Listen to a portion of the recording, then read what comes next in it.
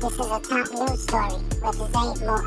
A what? Top news, you understand what I said? Top news with Zay Moore. Oh, okay, a top news story with Zay Moore. I got you. T-O-P, top news. I was just asking, I really couldn't hear So you you. calling me ghetto? You calling me ghetto? That's what you calling me? Look, I hired you to introduce the segment. That's I it. know, you're not just calling me a bitch. You know what I'm saying? Let me get professional. Let me put that professional bitch Yeah. off to you. That's what I pay you for. DJ, give me some professional music. Professional music? like What that. is that? Guys, I think they're ready. 3. This is a top news Two. story with Zay Moore. Zay Moore. What's going on, everybody? You already know who it is. It's your boy Zay Moore, and today our trending story segment is dedicated to a story coming out of Mississippi, where 21-year-old Trevion, known as Trey Reed, a student at Delta State University, was found hanging from a tree near the campus pickleball courts earlier Monday morning. Thoughts and prayers go out to his family. Very, very devastating. Very devastating. Before we even dive into it, to better understand how the news first broke, here's how WAPT in Jackson reported the discovery, and then we'll be right back. Authorities say the body of 21-year-old DeMartavian Trey Reed was found hanged from a tree by a faculty member near the pickleball courts. Word spread quickly throughout the Cleveland campus, leaving students and others concerned and worried. Well, because I am a black student, hearing that happened to another black student, it really made me feel, it's make me feel unsafe. I do have to walk to class, and I like to go walk on the track, and it would be happy to know like what happened. Delta State University Police Chief Michael Peeler says investigators found no evidence of foul play. But pending an investigation, further investigation, and also from the medical examiner's office, we won't have more information until that part has been done. And members of Reed's family are insisting on a thorough investigation. Please, please, please, please do your research on this. Do not let them sweep nothing else under the rug. It's a tragedy. It's a tragedy, man. Again, thoughts and prayers to his family and his friends. So what do we know so far, right? Of course, again, his name, let's say his name, y'all. 21-year-old Trevion Trey Reed from Grenada, Mississippi, student at Delta State University. Discovery: his body was found hanging from a tree near the pickleball courts on campus. Time reported as just after 7 a.m. Monday morning. University police received the alert early that morning. The campus declared classes canceled for that day. There were also other celebrations, other events that were scheduled to go on that were also canceled. Support services, counseling, chapel, prayer, etc. were made available to students and faculty. The authorities involved right now, y'all, are the Delta State University Police, the Beauvier County Coroner's Office, Cleveland Police Department, Beauvier County Sheriff, and the Mississippi Bureau of Investigation. The coroner's examination as of now is saying there are no lacerations that were found, no contusions, no broken bones, no injuries consistent with assault. No sign of foul play. That's what they're saying right now. Yeah, that's all I'll say to that, because as a journalist, all I can do is report on the facts and, until I get more. But for historical reasons, I have my eyebrows raised right now at that no foul play bullshit. But, the cause of manner and death are still under investigation. The autopsy is pending. The reactions and the concerns, within the student body and I think, within the black community, locally and online, have just expressed a lot of concern, grief, and skepticism. We're in 2025 and this is still happening. It's very scary, especially, for students. Very, very scary. And, given the historical context of racial violence in Mississippi, that is another reason why, you can't help but not fault people for saying, was it really no foul play involved? But as of now, right, we can just go on the facts, what is known or what was released, rather, to the public. What is still unknown is, of course, we're still waiting on that final autopsy so we can know exactly how he died, if there were any internal injuries that were not visible when he was found. The motive, if any, we, as of right now, don't know any motive. So precise timing leading up to the death would help. And whether any surveillance footage, witnesses, or other evidence will clarify how he came to be in the position he was found. That is a big one to me because, mostly all of these schools now and everywhere in the world, there's a camera. You can't go anywhere now without being caught on some sort of CTT or CCTV footage.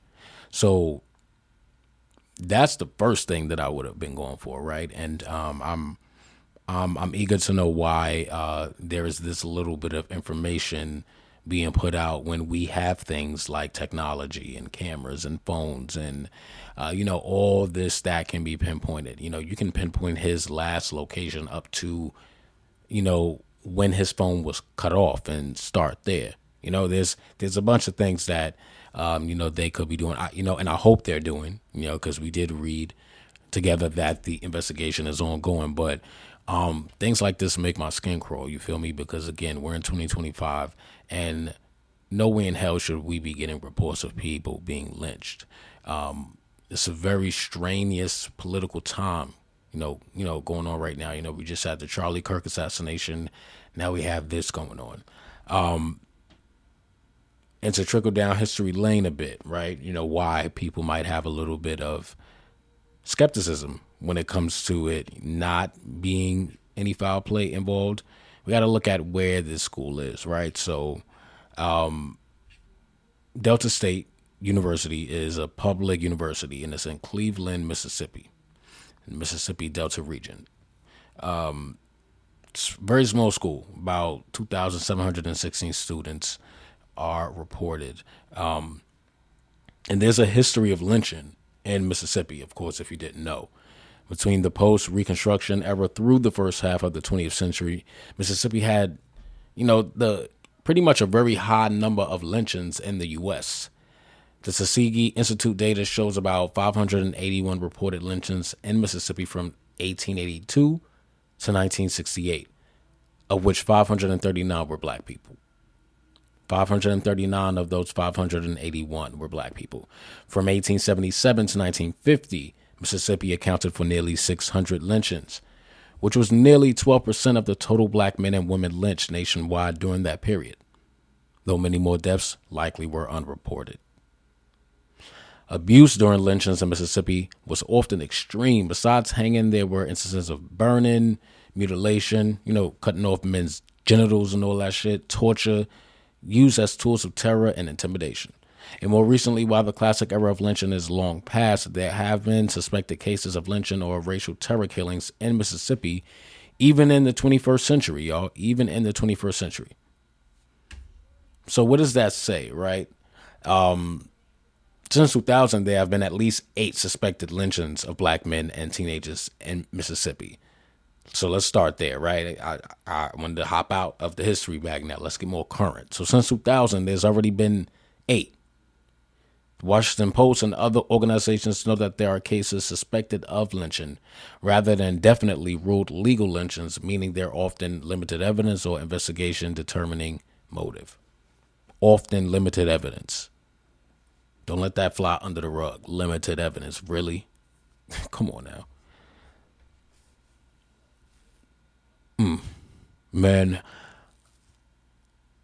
if I was those students, I would go home.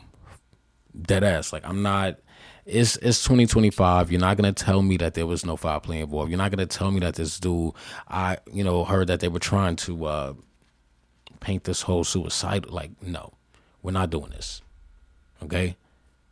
Y'all know damn well that black people don't lynch themselves. Come on now.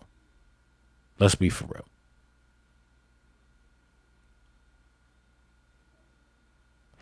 It's really, really fucked up. It's 2025. You feel me? 2025. And we hearing instances like this. And the reason why I wanted to hop on today and make this a top story and the only story is because you're not about to gaslight people into thinking that this was a suicidal thing. At least not until we get more information, right? Because if y'all saying that the investigation is still pending, there should be no in no way indication of, suicide. Come on now. We see this over and over again. And I just read to y'all. There's many cases, or there have been many cases that have just gone under the rug due to limited evidence, lack of push, lack of effort into finding out what happened. And this is why I'm so happy we have things like social media, people like myself, other black outlets that will cover this story, because I'm telling you, y'all, they won't.